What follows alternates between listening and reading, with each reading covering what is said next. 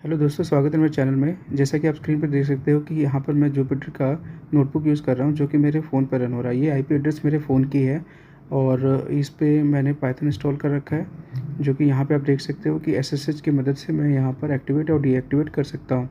तो अब वापस आ जाते हैं स्क्रीन पर, जहाँ पर आप मैंने सेलेनियम की मदद से एंड्रॉयड पर मुझे सबसे पहले तो मैंने करेक्ट वर्ज़न इंस्टॉल किया है सेलेनियम का। बिकॉज़ ज़रूरी नहीं कि सारे वर्जन्स काम ही करेंगे, तो एटलीस्ट काफ़ी मेहनत के बाद ये चीज़ सेलेनियम अब इस पे काम कर रही है। जैसा कि आप स्क्रीन में देख सकते हो कि welcome to SSD public school लिखा रहा है, जो कि ब्राउज़र चलने के बाद फैच होता है। एंड इस कोड को मैंने कॉपी कर लिया है। अब मेरा अगला काम क्या है कि मैं चाहता हूँ कि जो ब्राउज़र की मदद से मैं इस वेबसाइट की फ़ाइल को मैं एचटीएमएल में सेव करूँ। तो सबसे पहले हमें इसे एचटीएमएल में सेव करना पड़ेगा और ज़रूरी है कि हाँ, एचटीएमएल में सेव करना क्यों ज़रूरी है, बिकॉज़ बार बार रिक्वेस्ट करने से अच्छा है कि आप एक ही बार में एचटीएमएल फाइल जो कोड जनरेट होता है, जो एचटीएमएल सोर्स पेज जो जनरेट होगा, जैसे अभी आप नेक्स्ट थोड़ा भी देखोगे, तो एचटीएमएल सोर्स को हमने पेज में डाउनलोड करके सेव कर लेना है। तो अब वही अभी हम करने जा रहे हैं, ताकि जो सर्वर पे भी अनयूज़ ट्रैफिक ना जाए। अब यहाँ पे देखो, उसके लिए हमें क्या करना पड़ेगा कि HTML source browser dot page then source page source लगा के हमने एचटीएमएल सोर्स के वेरिएबल में ये सारा का सारा डाटा चला जाएगा। ब्राउज़र को बंद करने मतलब क्विट करने के बाद हमें इस फाइल को सेव कर लेना है। तो उसके लिए विद ओपन एसएसडी स्कूल जो भी फाइल का नेम रखना चाहते हो आप चाहो तो एचटीएमएल में रखना, बिकॉज हम ऐसे भी वेब स्क्रैपिंग कर रहे हैं। और इसकी एनकोडिंग भी हमें एक बार के लिए पहले सेट करनी पड़ेगी, जो कि UTF-8 है। तो ये पूरा का पूरा सिंटेक्स होता है। उसके बाद एज मीन्स एफ, ताकि जो हम फाइल की जो स्ट्रीम को है हम इसके थ्रू आगे हम इसको कॉपी कर पाते हैं।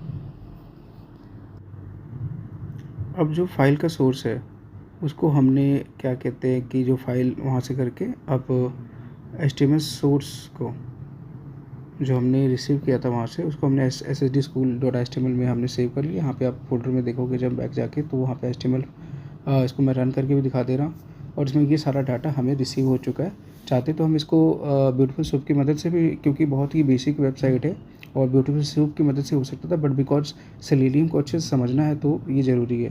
अब फाइल को हम जरा रीनेम कर लेते हैं, तो इट्स इट। और अब हम क्या करेंगे, अब हम ब्यूटीफुल सूप की मदद लेंगे इसको आगे यूज़ करने के लिए। एक बार के लिए हम प्रिंट टाइप भी कर लेते हैं कि हाँ भाई, जो फाइल है वो सक्सेसफुली सेव्ड हो जा रहा है। अब अगर कोड को मैं फिर से एक बार रन करूँगा तो फिर से फाइल एक तरह से ओवरराइट हो रही है। अब ब्यूटीफुल सूप को कैसे यूज़ करेंगे, सबसे पहले तो देखो, ये HTML को अच्छे से पार्स करने के लिए यूज़ किया जाता है। जैसे हम जो ब्राउज़र में कंसोल की मदद से, या फिर जो डोम स्ट्रक्चर है आपने कभी यूज़ किया हो, तो हम क्या करेंगे, सबसे पहले ब्यूटीफुल सूप को भी इंस्टॉल मैंने पहले ही ऑलरेडी इसे भी इंस्टॉल कर रखा है। अगर मान लो आपको अगर इंस्टॉलेशन करनी है, अगर ये अननोन कोई एरर जनरेट करे, तो आपको पिप इंस्टॉल BS4 लिखना पड़ेगा। एंड अब जो फाइल हमने क्या करें कि जो सेव की थी, अब उसको हम एक बार फिर से ओपन करेंगे और जो उसके अंदर का कंटेंट है वो हम एक मतलब कि HTML पार्सर में रिसीव कर लेंगे। जैसा कि अभी आने जल्द एनकोडिंग्स भी इसकी बस वही UTF-8 हमने सेट कर देना।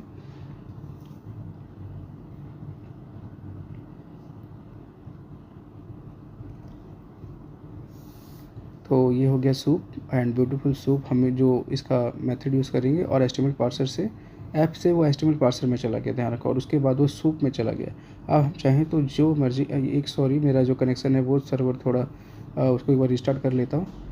वो बाय डिफ़ॉल्ट किसी वजह से हो गया होगा, बिकॉज़ ये हाँ, फिर से मैंने सर्वर को देखो जुपिटर लैब को रन कर लिया है और नेक्स्ट कोडिंग कर लेते हैं। तो अब बिकॉज़ हाँ, हम अब हमने सारी हेडिंग्स इसके अंदर की सर्च करनी है। हाँ, सूप डॉट फाइंड ऑल अगर हम लिख के देखते हैं और कोई भी टैग का नाम डालेंगे, तो जितने भी टैग्स हैं H1 से रिलेटेड सारे आ जाएंगे। तो एक बार रन करके देखते हैं। रन करने के बाद कोई भी मतलब कि अच्छा, डिस्प्ले का पहले तो हमें जो टैग्स हैं उसको फॉर लूप की मदद से एक बार के लिए मतलब कि ट्रावर्स करना पड़ेगा, और जितने भी हैं, जैसे कि मैं जो टैग्स हैं वो मैं एज ए स्ट्रिंग इसको प्रिंट आउट करके दिखाऊंगा। तो जैसे मैं प्रिंट करके देख रहा हूँ तो मुझे रिजल्ट तो कुछ आया नहीं, बिकॉज इसके अंदर कोई H1 टैग था ही नहीं। तो मैंने क्या किया कि इसमें H2 ट्राई करके देखता हूँ। बाकी सारी चीज़ों को मैंने सेम रहने दिया है, तो देख सकते हो कि हमने 2 कंटेंट मतलब वेलकम टू एसएसडी प्लगइन और डायरेक्टरी डेस्क, तो ये चीज़ हम निकाल चुके हैं। इसके बाद हमने H3 चेक किया तो वो भी काफ़ी अच्छा खासा रिजल्ट आ रहा है। तो इस तरह से आप भी वेब स्क्रैपिंग कर सकते हैं। आशा करता हूँ आपको वीडियो अच्छी लगी होगी। अगर कुछ समझ लगा हो तो ज़रूर like and share and subscribe ज़रूर करें। Thank you.